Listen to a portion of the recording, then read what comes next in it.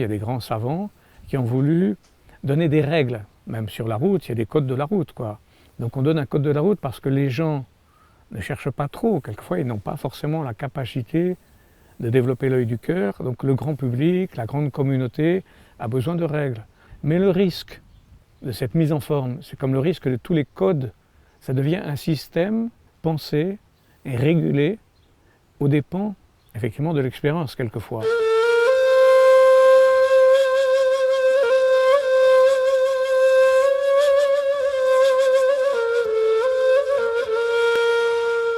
Bonjour Philippe. Bonjour Mali. Aujourd'hui, on va aborder une question qui est fondamentale dans la voie spirituelle, et en particulier dans l'islam par contre ici, mais qui quelque part a une dimension universelle. Qu'est-ce que le soufisme? Le soufisme dans la voie islamique, peux-tu la définir? Voilà. En fait, on pourrait dire que le soufisme, c'est le cœur de l'islam. C'est l'islam avec sa totalité, c'est-à-dire qui inclut le cœur, parce qu'il y a des personnes, on sait très bien dans les religions, qui ont des pratiques extérieures, qu'on appelle exotériques, et puis qui oublient juste le cœur. Alors quand même, un être humain, il est avec son cœur, et donc vivre aussi la part du cœur, la part intérieure du chemin, c'est ce que les soufis ont voulu garder, préserver, car en fait, à l'origine, l'islam était comme ça, avec ses dimensions intérieures. Mais petit à petit, à cause du temps, à cause du fait que les gens extériorisent les choses, certains ont un peu perdu la dimension du cœur. Et les soufis ont été ceux qui ont voulu réactualiser cette part du cœur, qui est l'islam finalement normal. Et alors ils ont préservé cette dimension intérieure en disant, à partir même du Coran, que le soufisme c'est tazkiyat an-nafs, la purification finalement de l'ego. On avait déjà parlé dans certaines émissions de l'ego, et c'est tout le sujet, arriver à purifier son ego. Finalement, la voie, c'est tout simplement retrouver ce qu'on appelle notre nature originelle. Dans le Coran, on dit « Fitrat Allah allati fatara an-nas alayha », la nature originelle par laquelle Dieu a créé les hommes. Et dans certains passages du Coran, on dit aussi « Inna khalaqna al-insana fi ahsani taqwim thumma radadnahu asfala safilin ». Donc, Dieu a créé l'homme dans la meilleure des conditions et puis il a dégringolé progressivement. Donc les soufis appellent les gens à retrouver la nature originelle complète. Un être humain, il a forcément un cœur de connaissance, et il est appelé à retrouver cette totalité de lui par un chemin qu'on a appelé la voie soufie. Mais finalement, cette voie soufie, c'était simplement le témoignage de gens de Dieu qui parlaient avec le cœur, tout simplement. Alors, j'ai une histoire que j'aime beaucoup. La voie soufie, elle est très très simple. Mais ce sont des savants du monde entier qui se retrouvent, par exemple, admettons à Paris ou à Rome, peu importe. Et puis chacun veut parler de ce qu'il connaît, de ce qu'il aime. Et il y a un homme, il est dans son coin, dans la même salle, et lui, il est tranquille, il fait simplement le nom de Dieu. Allah, Allah, Allah, comme ça. Et les gens, enfin, les savants arrivent devant lui, il dit « Mais qu'est-ce que vous faites, vous, dans votre coin ?» Et lui, il répond « Et vous, qu'est-ce que vous faites ?» Et les savants disent « Mais nous, on a parlé de ce qu'on connaissait, de ce qu'on aimait. » Et il dit « Ben moi aussi. Allah, Allah. » Juste le nom de Dieu, l'invocation du nom de Dieu, suffit à nourrir mon cœur. Je parle de ce que je connais, de ce que j'aime. Voilà. Mais donc ici, tu sous-entends quelque part que la connaissance avec un grand C est inscrite a posteriori, finalement, dans le cœur, et que la voie soufie serait une forme de retour à cette connaissance originelle. Voilà. On peut dire la connaissance, même déjà, on va dire chez Aristote, pour donner un exemple très connu, connaître, c'est devenir un avec ce que l'on connaît. Connaître, c'est être un avec ce que l'on connaît. Donc ce n'est pas la connaissance mentale, où par exemple je connais le lait, parce que j'ai analysé le lait, alors j'analyse le lait, mais si j'analyse le lait, je ne peux pas vraiment le connaître. Mais si je bois le lait, que je le goûte, que je le sens, que je le digère, je commence à connaître le lait, et peut-être même je fais un avec le lait. Donc cette connaissance, elle est reliée finalement à l'amour, c'est-à-dire, puisque l'amour c'est ce mouvement vers lequel on va vers l'autre pour être un. Donc connaissance et amour sont reliés, et l'organe de la connaissance, c'est le cœur. Mais pas le cœur simplement physique, évidemment. On va dire ce qu'on pourrait appeler l'intellect. Alors définir l'intellect au sens spirituel du terme, c'est un peu comme ce qu'on appelle le rayon du soleil. Il y a le soleil qui est l'être en nous, qui est d'ailleurs le cœur, et la connaissance c'est ce rayon du soleil, ce qui se manifeste à partir du soleil, et la réflexion qui serait la pensée, ce n'est que le reflet du soleil sur le lac ou sur l'eau. Ça c'est simplement la réflexion, ce n'est que ce degré-là. Mais la connaissance, c'est le lieu du soleil même, c'est-à-dire le lieu de l'être par lequel on fait un avec ce que l'on voit, que l'on connaît, que l'on goûte finalement. Donc dans le tasawwuf, dans le soufisme, qu'on appelle plus couramment le tasawwuf d'ailleurs, c'est ce qu'on appelle le dhawq, c'est-à-dire le goût. La connaissance est un goût, quelque chose que l'on goûte, pas quelque chose qu'on comprend, mais quelque chose que l'on goûte profondément. C'est une expérience fondamentale, et c'est l'expérience de l'organe du cœur, qui est un organe de connaissance, qui est fait pour connaître. Donc on appelle ça l'œil du cœur. Il y a un livre célèbre de Chuon là-dessus, qui s'appelle L'œil du cœur, oui, et qu'on appelle dans la tradition même islamique, et dans le Coran même, El-Basira. El-Basira, c'est la capacité de voir avec l'œil du cœur.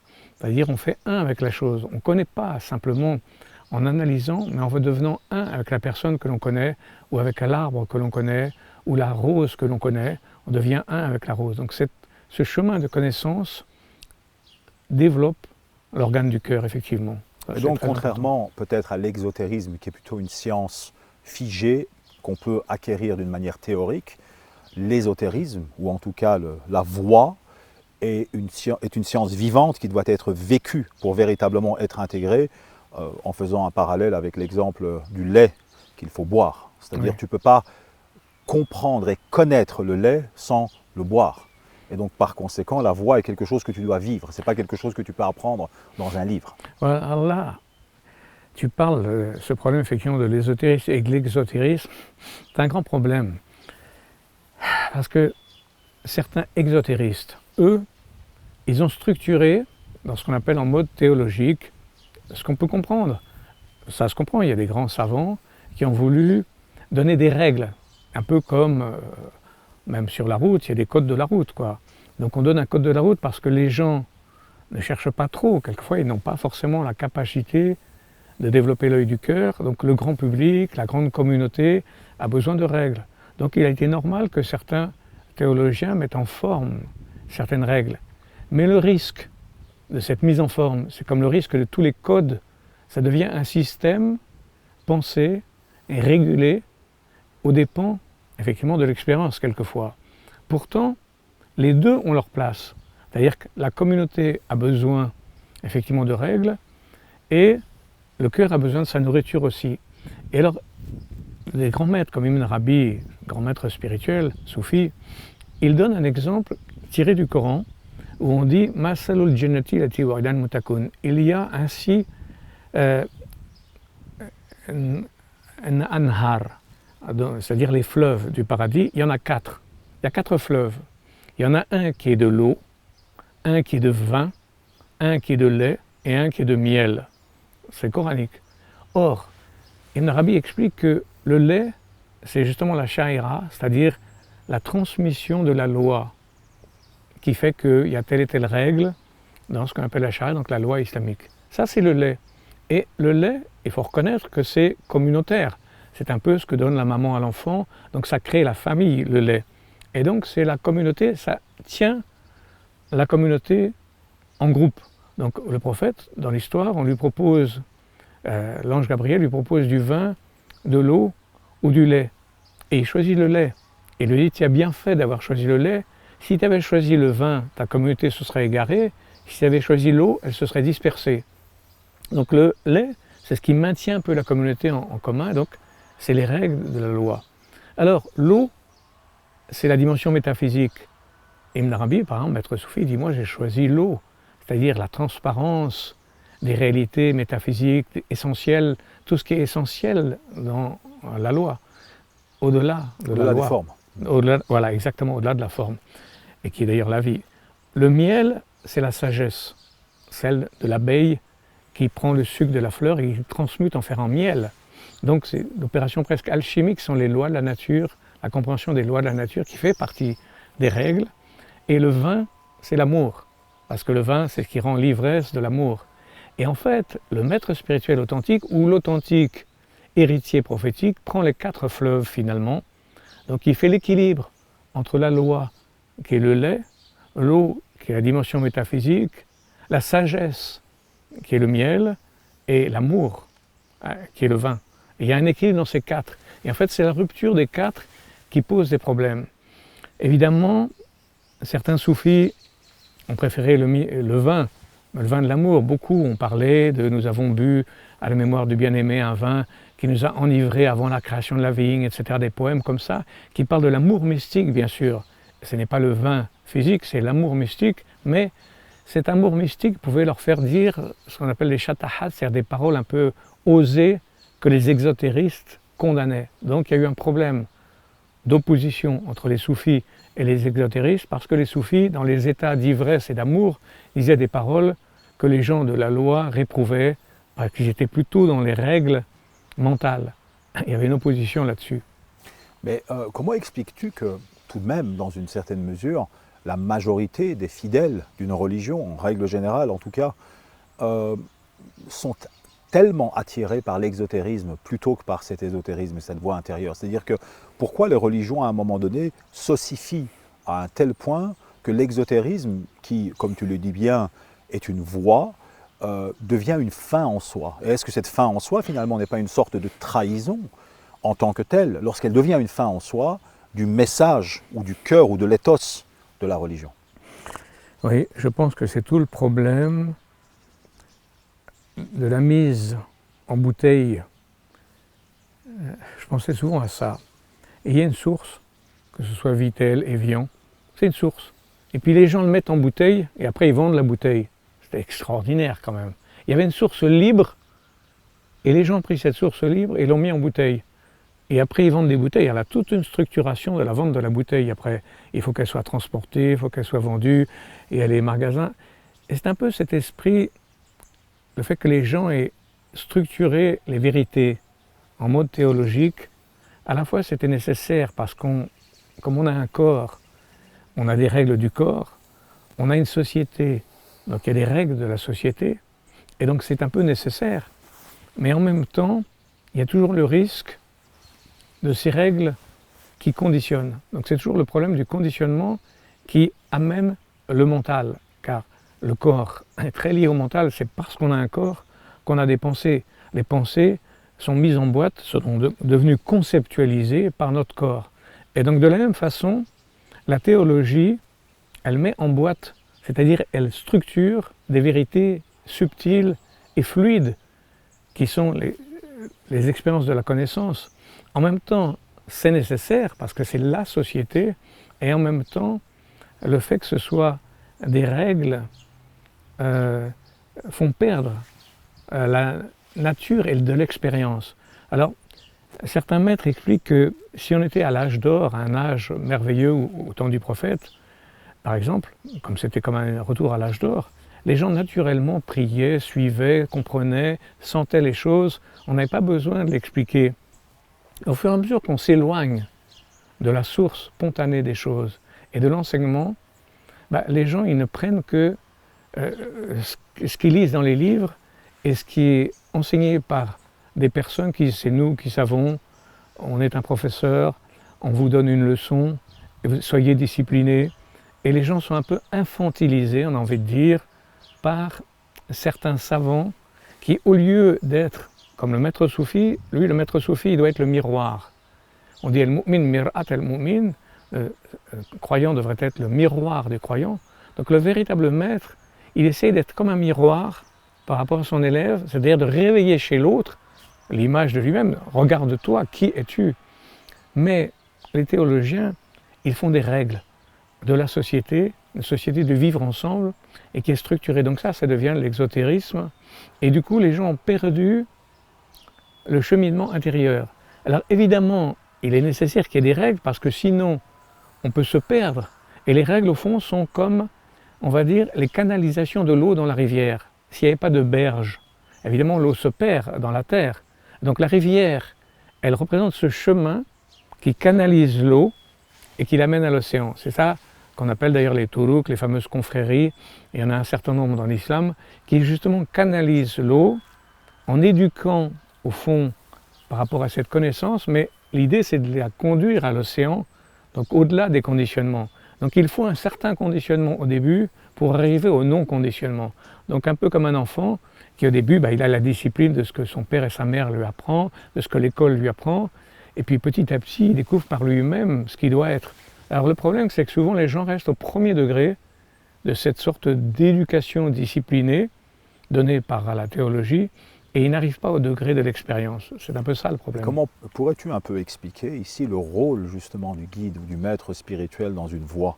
C'est-à-dire quel est son rôle ici? C'est-à-dire que tu en as un peu parlé, mais est-ce que tu pourrais être un peu plus explicite justement pour que les gens comprennent en quoi ce n'est pas nécessairement, ou du tout d'ailleurs, un gourou ou quelqu'un qu'il faut suivre aveuglément, puisqu'en fait ce maître spirituel ne fait que te révéler à toi-même. Donc il actualise en réalité ce qui est en toi. Alors évidemment, là le problème c'est que, bien sûr il y a eu beaucoup de maîtres spirituels. Au début, il faut savoir que dans la voie soufie, les soufis, c'est des gens qui vivaient une expérience spirituelle sans rien demander, ils vivaient. Et puis d'autres personnes disaient, mais tiens, celui-là a l'air d'avoir compris quelque chose, on veut venir autour de lui. Et petit à petit se crée ce qu'on appelle une sorte de famille. Et donc le maître spirituel devient un peu le père. Et donc les autres sont un peu les enfants, et les enfants du coup, ils imitent un peu le père, et ils le suivent. Et même, il y a le risque que certains élèves idolâtrent un peu le père, ce qui est un danger terrible, on est d'accord avec ça, c'est un risque. Mais le maître, c'est à lui de les libérer de cette sorte d'idolâtrie et de faire effectivement l'effet miroir en leur disant « devenez vous-même des maîtres, apprenez à devenir vous-même des êtres spirituels comme je le fais moi-même » au lieu de les infantiliser, parce qu'il peut y avoir effectivement certains enseignants qui s'installent. Alors ça se passe beaucoup malheureusement quand le maître a par exemple un fils et qu'il y a un grand lieu qui s'est organisé, alors il lègue à son fils le centre spirituel, alors évidemment celui-là devient ce qu'on appelait dans la tradition, surtout en Afrique, les marabouts. C'est-à-dire il gère le lieu, mais la connaissance elle-même qu'avait le père, ils l'ont transmis comme un héritage parce que c'était le lieu, et ils vont gérer le lieu. Alors là on entre un peu dans le maraboutisme, alors du coup il y a un peu la vénération du maître qui est pourtant juste, mais elle est exagérée, et le maître n'est plus tellement dans sa fonction, et il reste. Donc c'est un peu la réalité humaine, malheureusement, qui nous rejoint dans ces choses-là. Donc c'est un peu difficile de choisir le bon maître, celui qui est vraiment le miroir, qui nous renvoie à nous-mêmes, plutôt que celui qui nous infantilise, on va dire. Ne serait-ce pas plutôt le maître qui te choisit, quelque part? C'est-à-dire, dans une certaine mesure, ça ne se fait pas dans l'autre sens. Alors en fait, c'est les deux, c'est-à-dire qu'en fait, le maître véritable, c'est Rab, le maître intérieur. C'est le Rabbi, le nom de Dieu qu'on appelle Rabbi, le maître, le Seigneur, que j'appelle l'enseigneur. L'enseigneur, pas l'enseignant, mais l'enseigneur. Celui qui nous éduque, car le maître spirituel, il représente la voix du Seigneur qui est utilisée par le canal de cette personne. Donc il y a un canal et la personne a été attirée aussi par son propre Seigneur à rencontrer la voix de son propre Seigneur intérieur qui lui parle, de son maître intérieur. Mais comme il ne l'entend pas, il doit l'entendre de la bouche de quelqu'un d'autre qui lui entend son Seigneur à l'intérieur de lui. Au fond, c'est ça la relation entre le maître et le disciple. Le disciple, il sent confusément qu'il y a une voix qui lui parle, mais il ne l'entend pas clairement en lui, qui est le maître intérieur, c'est-à-dire Dieu, qui parle dans le cœur. Mais, comme il ne l'entend pas clairement, il va chercher cette parole dans la parole d'un maître qui, lui, entend son Seigneur lui parler et qui peut aussi révéler aux disciples la parole que son propre Seigneur lui dit à l'intérieur de lui. C'est ça la vraie relation. Donc il y a une sorte de convergence qui se fait, effectivement, des deux Seigneurs, comme deux oiseaux qui se rencontrent sur un arbre. Et voilà, l'arbre c'est le lieu de la rencontre et de deux oiseaux, c'est l'esprit des deux qui se retrouvent, et qui se parlent et qui s'éveillent progressivement l'un à l'autre. Et comment expliques-tu la multitude des voix qui existent? C'est-à-dire, est-ce que tu la considères comme étant quelque chose qui est plutôt dû à la faillibilité de l'être humain qui, par définition, s'éparpille et c'est ça qui crée une diversité de voix et une diversité de tariqa? Ou est-ce quelque chose plutôt de positif? C'est-à-dire, est-ce que c'est quelque chose qui fait partie d'une richesse de la diversité humaine? Je pense que c'est une richesse de la diversité humaine parce qu'en fait, ce sont des familles différentes. On dit que couramment, il y en a 40 confréries basiques, 40, donc c'est déjà un certain nombre. Et selon les circonstances, les pays, et c'est certain que quelqu'un d'oriental, la Mongolie, l'Asie centrale ne réagit pas de la même façon qu'au Maghreb ou qu'en Andalousie ou que donc en Égypte. Il y a des cultures différentes qui sont en quelque sorte un creuset de rencontres. C'est-à-dire qu'en fait, les maîtres soufis et la science, et d'ailleurs la connaissance véritable, utilisent naturellement une culture comme moyen de transmission. Donc il y a un très grand nombre de cultures où les maîtres soufis se sont adaptés. En Inde, et se sont complètement adaptés à la culture indienne, une grande profusion, c'est devenu aussi le Pakistan après. Au Maghreb, c'était encore différent. Et des gens comme Ibn Arabi, justement, a montré la différence. Il a fait un livre qui s'appelle Les Soufis d'Andalousie, montrant comment les soufis du Maghreb avaient une typologie et comment ceux de Damas ou de l'Orient avaient une autre typologie d'enseignement.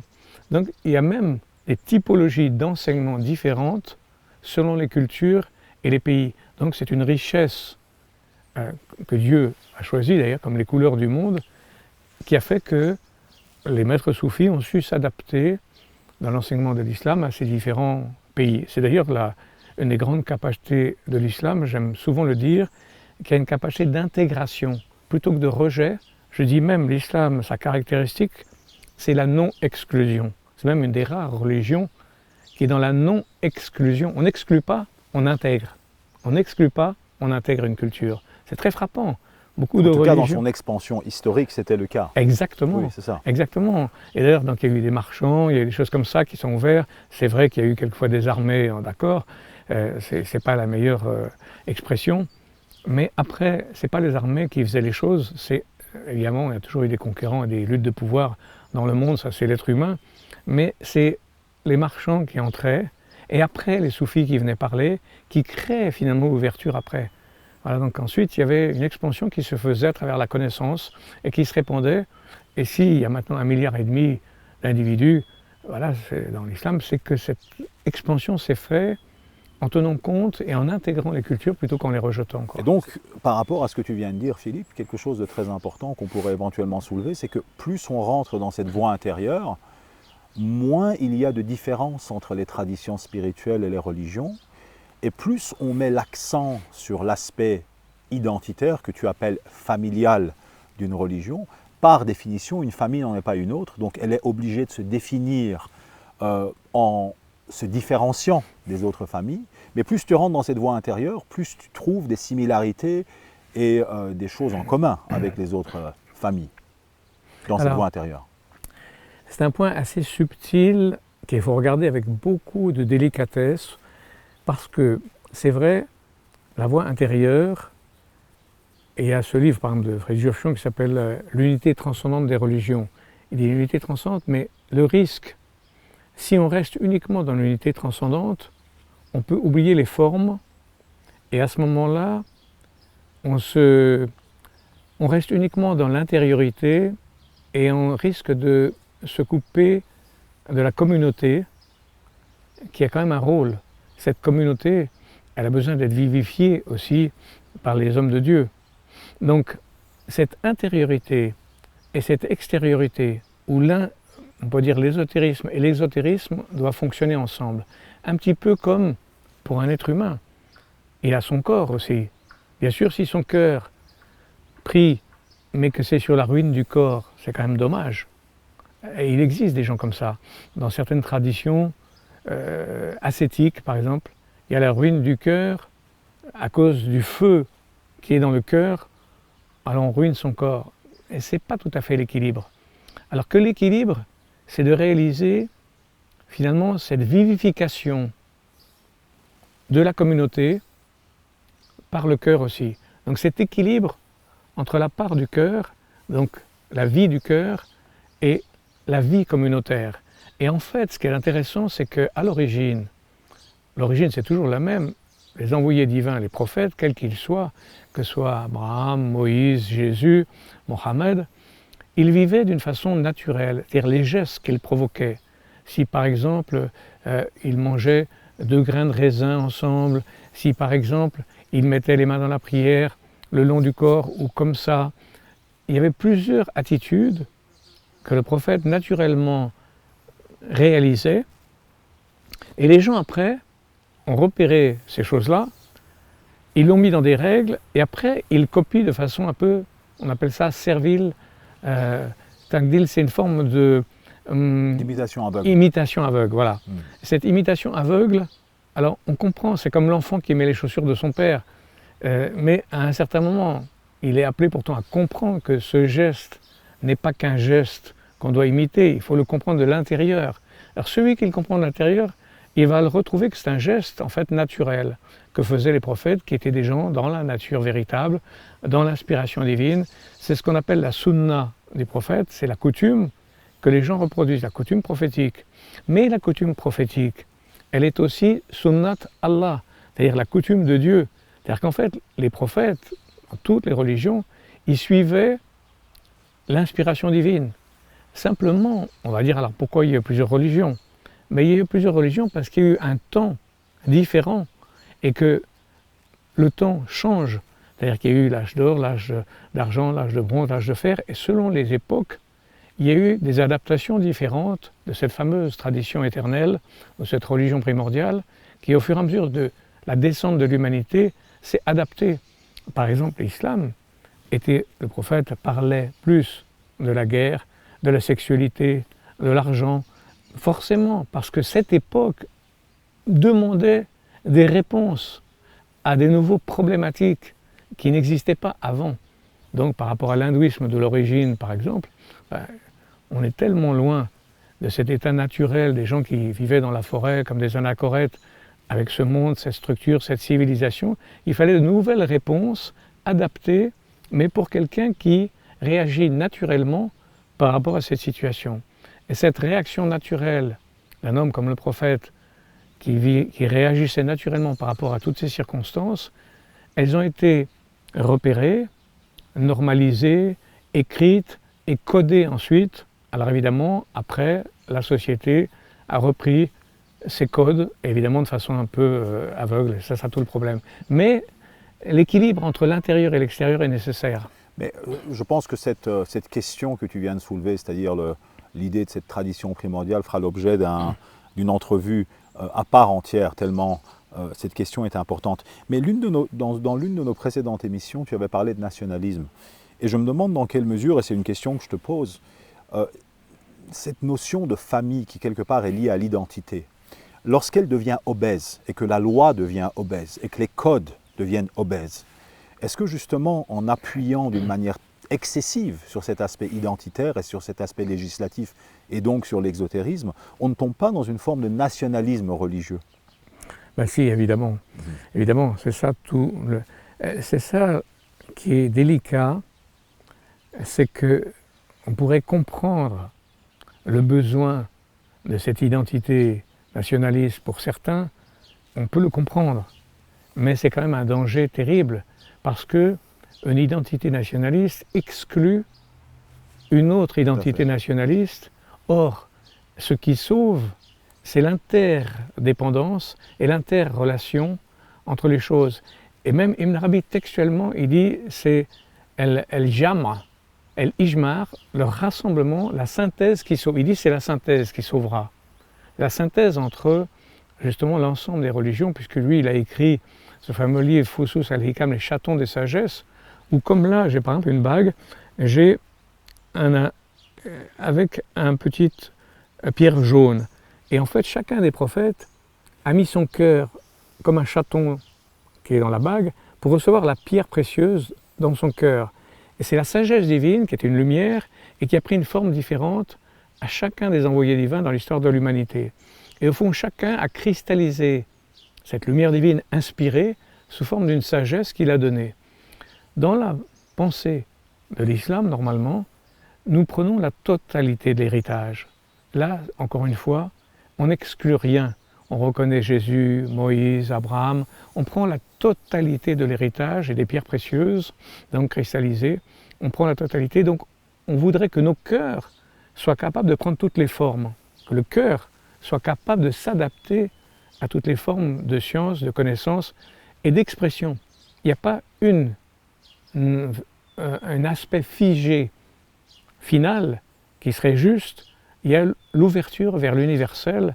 Et c'est pour ça que, d'ailleurs, les musulmans aussi croient au retour de Jésus à la fin des temps comme celui qui apportera une synthèse de la sainteté universelle.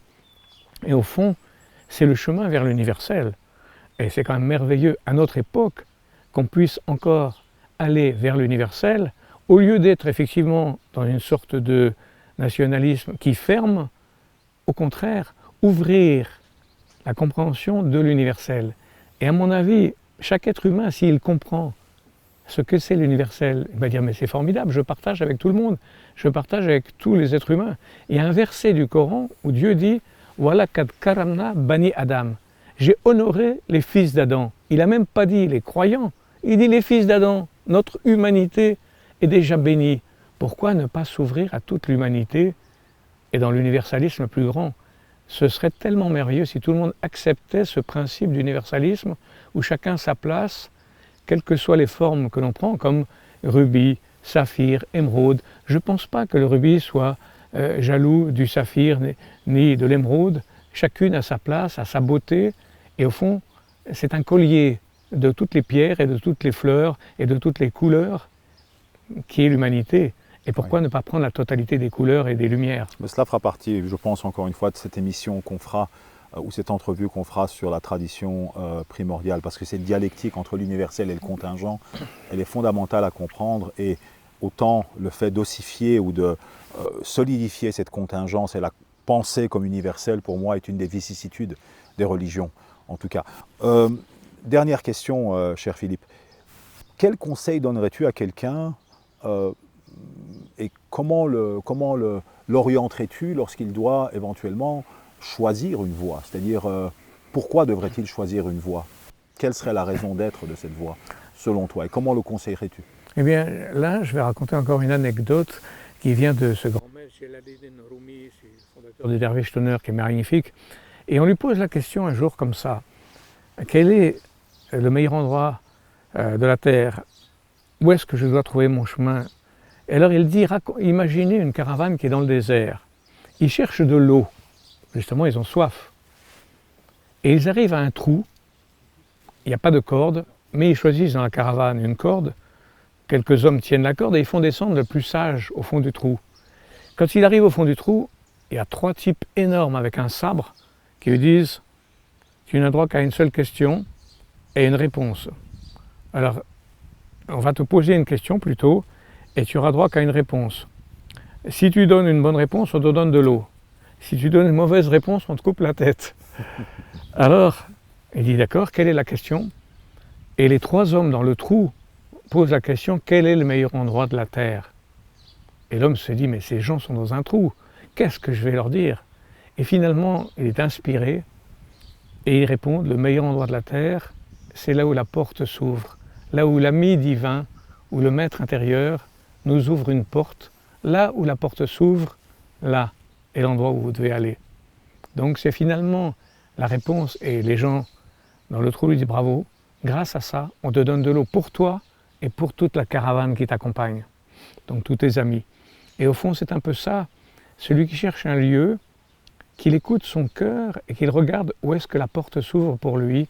Là, il y a une sorte de joie qui fait que c'est la direction qui lui convient. Son cœur est heureux dans telle et telle situation, avec tel ou tel maître d'ailleurs aussi, parce qu'il peut y avoir différents maîtres, mais le disciple ou la personne se sent en accord, musical presque, avec l'accord de tel ou tel maître, de telle et telle situation, de tel ou tel endroit. Et chacun peut avoir un appel différent Et ce qui compte, c'est qu'il écoute son cœur. Là où son cœur est heureux, là où la porte s'ouvre, c'est là son chemin. Merci beaucoup pour cette entrevue, Philippe.